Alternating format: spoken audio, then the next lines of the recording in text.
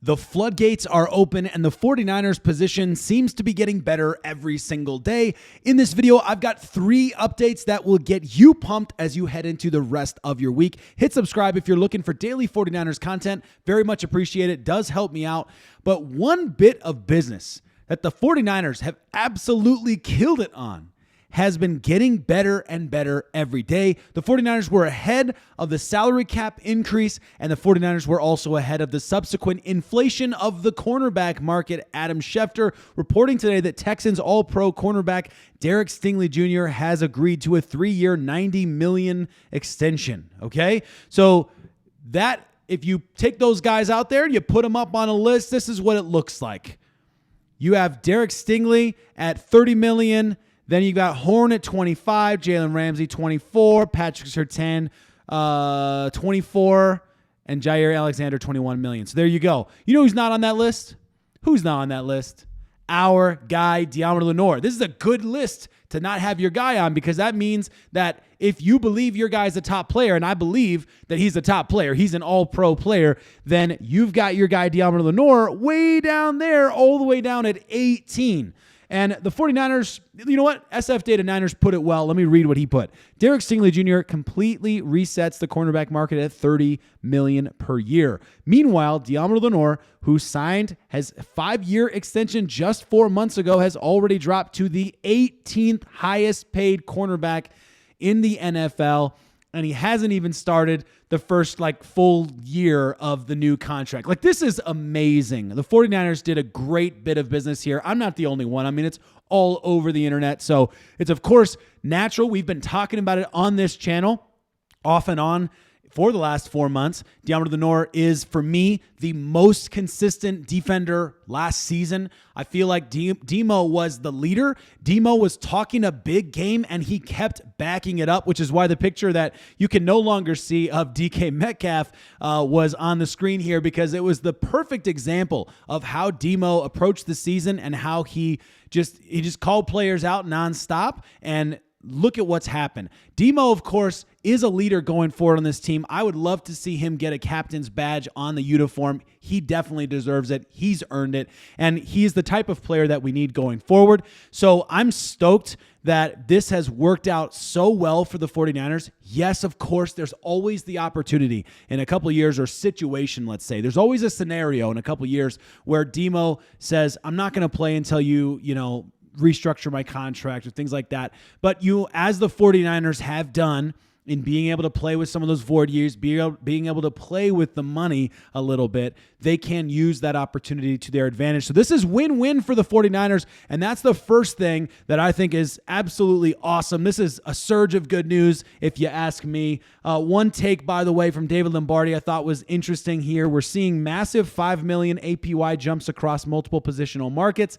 Wide receiver from $35 to $40.3 million. Defensive end from $35 to $40, and cornerback from $25 million to $30. Primary inflators, salary cap has grown 24.1% in 2 years, and top of wide receiver / defensive end market is in a salary war to be the highest paid non-quarterback. Now cornerback is catching up. This is a great take from David Lombardi, and 100% what I was trying to say at the very beginning of this segment, talking about how there's a huge increase in salary, and that leads to inflation. And so that's what's going to naturally follow. The 49ers anticipated that super well. They did it last season as they anticipated it, and they did it again this offseason in anticipating it. And we'll get to more later in the video about what that means in terms of what money's out there, what's left, what the 49ers can still do, players that are still on the board in free agency before we get to the draft. There's still lots of stuff to get to later in the video, so stick around for that. But the second thing I wanted to talk about, this one was really interesting. And I'm not totally surprised by it, because I talked about this idea in the past. We talked about this not just with Dre Greenlaw, but several other guys like Jamie and Sherwood. And now we have reports coming from Matt Barrows saying that Dre Greenlaw wanted to run his own shop. Quote, there's always only one Mike linebacker, I suppose, no matter what system you're in. There's always the guy who's the leader. He's the top of the food chain in the linebacker core. But in 4-3, it's not like Patrick Willis, Navarro Bowman days, where both guys, yeah, we know Patrick's the Mike, but Both guys were incredibly important, and Navarro Bowman probably never felt like he was, in my opinion at least, probably didn't feel like on a regular basis he was second place. He felt like he was an important part of the puzzle. But in the 4-3 system, of course, you're not getting that. So unfortunately for Dre Greenlaw, you've got Fred Warner. He's the guy. He is the mic. He is the middle. He is the man. And anybody else alongside him is not, by definition, going to be that guy. And it sounds to me, per Matt Barrows, that Dre Greenlaw wanted to be that guy. And so he went to Denver. He went to a team that was going to pay him for 3 years, that was going to give him that. Actually, I have his contract right here, by the way. Completely reasonable contract when I think about it, if he stays healthy. If he stays healthy, that's a little bit of an if. I'm not going to say it's a big if, but I'm going to say it's an if for sure. Dre Greenlaw's Broncos contract, 3 years, $31.5 million base value, $11.5 million guaranteed. $2 million hits next March.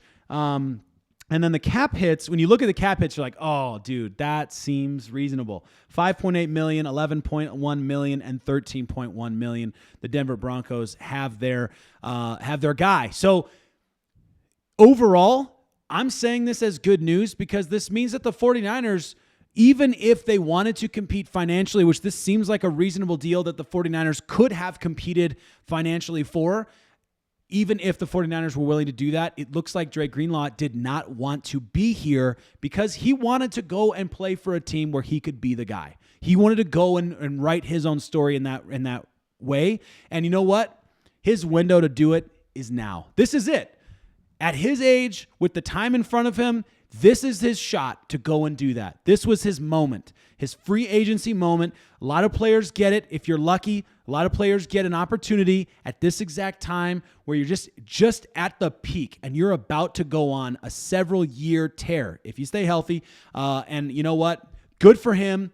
Good for Denver. It works out. We would love to have him in a 49ers uniform. I would. This is the one that hurts the most, but it makes me feel better about how the 49ers offseason has gone so far that Dre Greenlaw just didn't want to be here. That makes me feel so much better. And it's not like it doesn't hurt my feelings or anything like it. It shouldn't hurt your feelings or anything. This is a guy that wants to write his own story. He wants to be on the top of the food chain, and he looks at the 49ers and he knows Fred Warner's the guy. He knows Fred Warner is going to be the top guy in San Francisco until Dre reaches the point where he's no longer that age, right? Until he's not able to be at the cusp anymore. So I think this is a good situation. It makes me feel better about the Jamie and Sherwood thing too, because that was always my guess with Jamie and Sherwood, that he didn't want to come to the 49ers because he didn't want to play second fiddle. And so, it's no surprise there that, Dre Greenlaw wants to be his guy, and this is his one shot to do it. He got some money to do it as well. Got a 3-year contract after having a horrible injury-ridden season with only 35 snaps. So congratulations to Dre Greenlaw. We're going to miss you. We're glad you're in the AFC. Okay, moving on. Cap space leaders, you look at the 49ers down there, they're actually on the list of cap space leaders. We've been on that list a couple times. We took a lot of dead cap hits. We accelerated a lot of dead cap hits, I should say, which changes that number, of course. I've seen conflicting reports on this, by the way. None for the negative, all for the positive. I've seen conflicting reports that suggest the 49ers actually have more in cap space than you're seeing here. I'm not exactly sure how all that works out, where you end up having different numbers. Whatever the case is, the fact that we're even on the list, makes me feel good. We're on the list, to be fair, because we're not paying guys like T. Higgins and, like doing what they're doing over there in Cincinnati. But it's nice to be on the list if you think there are still guys out there that the 49ers might want to make moves for, and the 49ers would definitely benefit from some veteran presence in multiple positions on the football field. So let's just take a quick gander at Greg Rosenthal's current top 101, because now all these players are gone. These are the guys that are remaining off the top of the charts for Greg Rosenthal's top 101 free agents. Amari Cooper. Do you have any interest in Amari Cooper right now? I don't, to be honest with you. All of this depends, of course, on what's going to happen with Brandon Aiyuk. And if the 49ers are going to try and get rid of him before April 1st, try and trade him to somebody. We'll have to see how that plays out. I'm not sure about that. There's a lot of people who believe it, but there are a lot of people who believed a lot of crazy things about Brandon Aiyuk and the contract situation last year, and the vast majority of them did not come true. For me, if you're thinking about a guy like Amari Cooper, I don't know that he's worth the money at this point, personally. I'm not a diehard fan of Amari Cooper, not totally sure. I liked everything that I saw with him in Buffalo when he did make that switch midseason. And then you've got reports like this coming out from Jordan Schultz about Tet McMillan out there running a 4.48 at his pro day, and he's, come on, man. Like, do I really want to go for an Amari Cooper? If I'm thinking about moving on from Brandon Aiyuk, I'm not trying to fill his role with Amari Cooper. That's just my opinion. And you've got guys like Tet McMillan who you could go and draft, who is supposed to be like top 15, so he could very much be in the range of the 49ers, 6'4", 219 pound. Like, this dude is the real deal, and everybody believes he's the best wide receiver in the draft, or at least most people believe that. I can't say everybody does, because I don't know that everybody does, but it sure seems like that is the prevailing opinion. So I would rather kind of go for a guy like that, and let's keep Brandon Aiyuk around, if we do, or if we're going to get rid of him, let's go for a mid-tier guy. Let's let Demarcus Robinson kind of have a shot. Let's let Juwan Jennings continue to have a shot, that kind of thing. That's just where I'm at. Let me know in the comments what you think here. Aaron Rodgers, pass. Cam Robinson, we're not moving for a left tackle right now. There's just no reason to even think about picking up a veteran offensive tackle right now, because the 49ers are set at that position and they're not going to take a cap hit this year for a backup offensive tackle at the price that a top-of-the-line left tackle is going to take. Top of the line being the top of the available free agents. Cam Robinson is not the top, but you get what I'm saying. Stephon Diggs there. I can't even read it so far from my screen here. Tevin Jenkins there. Okay. So there's an interesting thought there if you want to make a move for guard and say, here's our future left guard. I think the 49ers already have a feeling about what they're trying to do there, and I believe they're going to be drafting to replace some of those guys, and they're going to be giving shots to guys like Ben Barch. Okay. So I don't think they're going to be making a move in free agency at the guard position. Not at this level anyway, not at these types of contracts. When you see what guys like Aaron Banks just got, 49ers aren't going to be making moves like that. Calais Campbell, too old. Azeez Ojulari, that one, however, that one's interesting. Let me know what you think about Azeez Ojulari. Would you like to see the 49ers make a move for him? I don't even know. Does anybody even know? Comment below if you know how much he would even cost. I love the idea. I love the age. It's a perfect kind of move if you're going to go out there and get a defensive end. No, it's not the best move. I say perfect. I shouldn't say perfect. It's a great kind of move in theory in terms of age, production, future, the age of Nick Bosa. If you can find a guy, who is a solid edge rusher, great. Maybe there's a reason to do that, just so that you're still drafting one. There's no doubt the 49ers are going to draft an edge rusher. Like, that's a done deal, okay? But you don't want to 100% rely on basically right now it looks like your entire defensive line is Nick Bosa plus some undrafted guys and whoever you draft in the draft this year.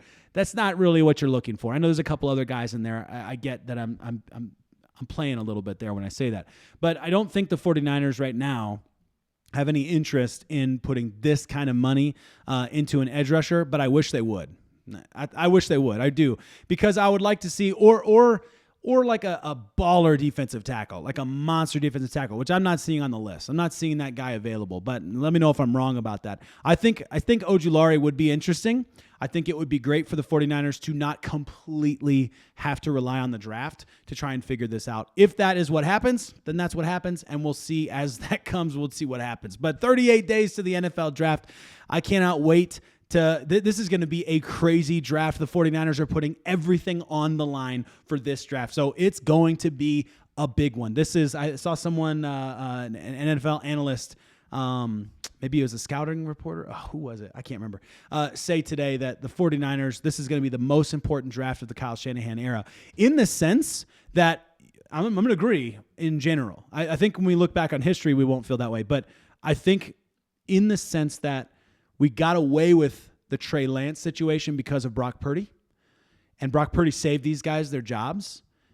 If you put that one aside, right? If you didn't draft Brock Purdy, for example, then they might have lost their jobs, and that might have been it, right? because they did get Brock Purdy and because they were able to then go to the NFC Conference Championship game and then they were able to go to, that sounded redundant, whatever. Then they were able to go to the Super Bowl the following year. Like, because they did that, it bought them more time, John Lynch and Kyle Shanahan.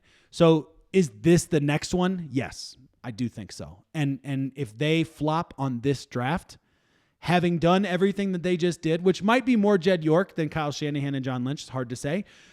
But if they flop on this draft, then you're definitely looking down the barrel of things not going the way you want to go with your coaching general manager situation. So let me know what you think in the comments about all that. Appreciate you and hope you guys are I hope this helps kind of spring you forward into the rest of your week.